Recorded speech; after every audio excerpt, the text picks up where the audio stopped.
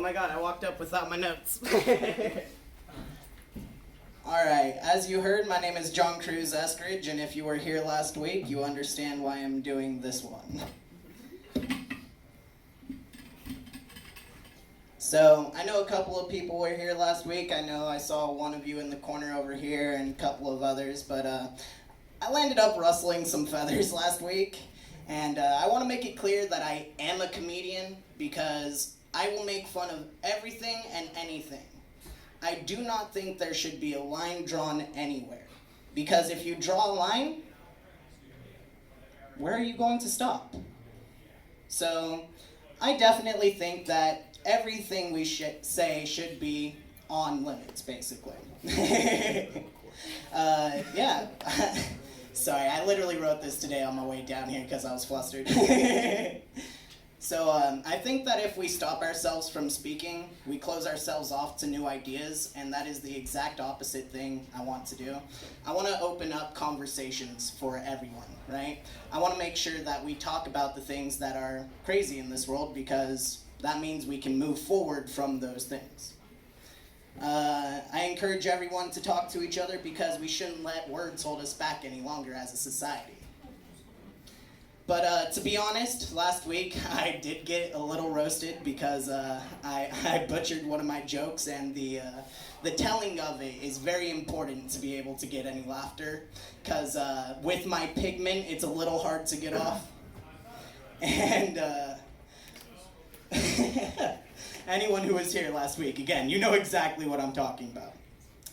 Anyone who doesn't, I will be putting up that video and more on YouTube later under my name, John Cruz Eskridge Comedy. So if you want to know the full story, go there.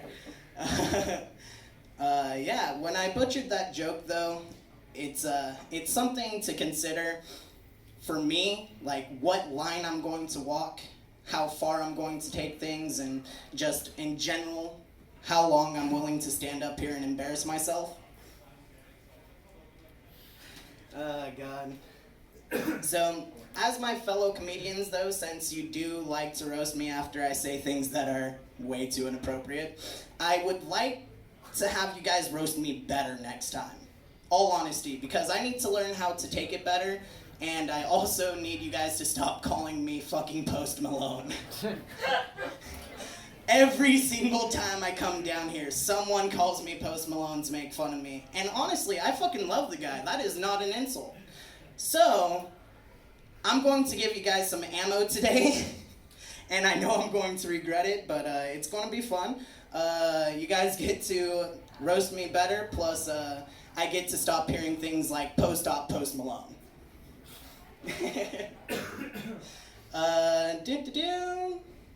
Oh God, I have terrible handwriting.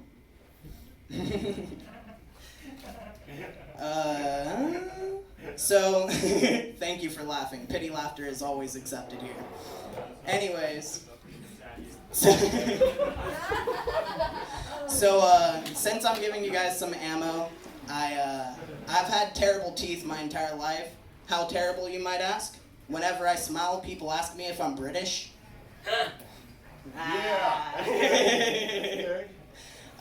Yeah, there's a couple different things that I really like to do to like warm up for things like this, like singing out of key very loudly on the streets.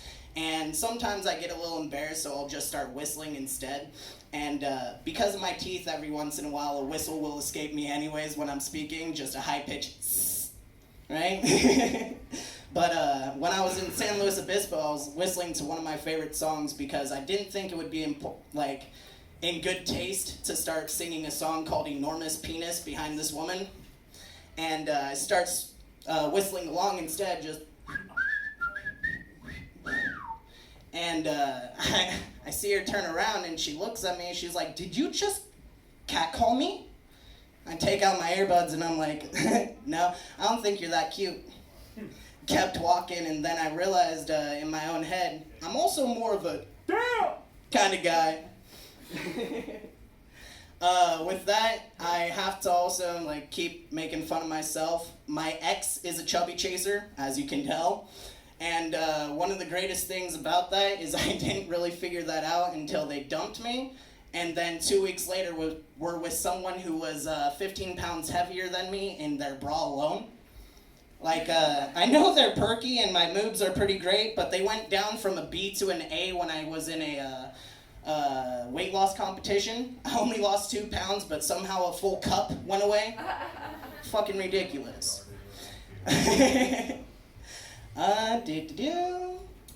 So, I have a very, very weird bucket list. A lot of different things on that list that I don't think I'll ever get. Like, on there, it's tell a joke that hits. Get a suit that is actually tailored to me, because if you didn't notice already, this does not fit me. And every time I wear any suit in public, I just feel like a schlub, like someone who doesn't deserve to look as nice as they do.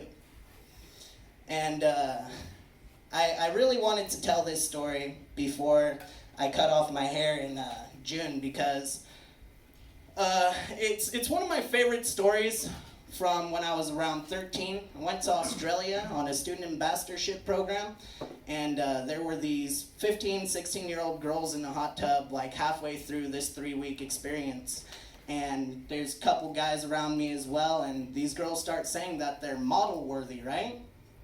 And all the guys are chuckling to themselves because they know these bitches ain't making it.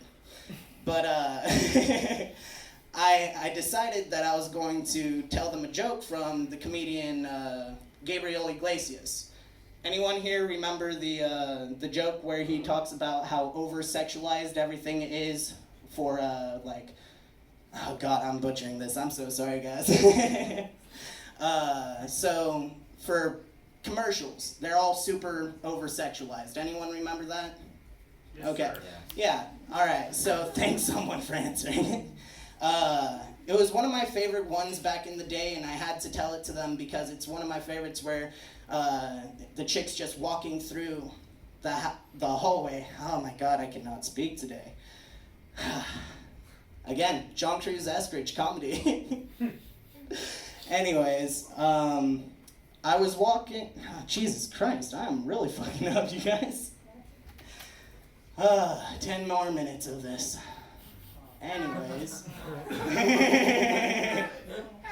I decided that I was going to call these chicks out and tell them that they couldn't flip their hair better than me. And I actually got a challenge from these 2 girls. They decided that they were going to take me up, and they were like, all right, if we can do a hair flip better than you, you gotta be our slave for the rest of the trip. I was like, all right, I'll follow you around the entire time. I'm 2 years younger than me. You're hot to me. Fuck yeah, I'll go that way. But I decide that I'm going to let the girls go first, and to talk to the guys, tell them, hey, you need to be very, very clear that this is based on the quality of the hair flip, not how hot we look, okay? Sure.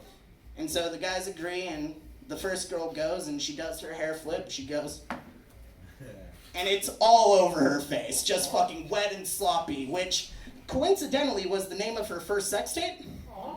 Yeah, I actually kept up with her email blasts. I gotta say, if you're going to do anything as degrading as ventriloquism, porn, or comedy, you need to have 2 different emails, professional and personal. And then the second girl, she goes up and she does hers, and there's just a couple strands, right? Couple threads hanging. Like the threads that I was hanging by when my brother died when I was 17. The only good thing to come out of that was my parents didn't have a choice to have me not be their favorite child anymore.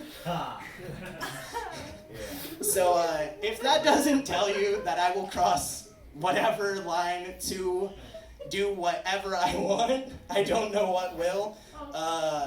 I do really hope that I can talk to everyone here, start conversations, and just really make a difference in this world, because we should talk more about all the crazy shit that happens in this world, especially when I fuck up this bad on stage. Anyways, I hope you guys all enjoy the rest of your time. I'm gonna give back the like half minute I got.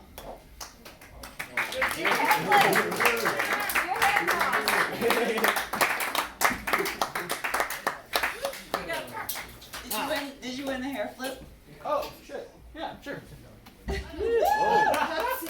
like headbangers. That used to be like a big thing, you guys. Headbanging. I remember. You can get CTE that way, I think.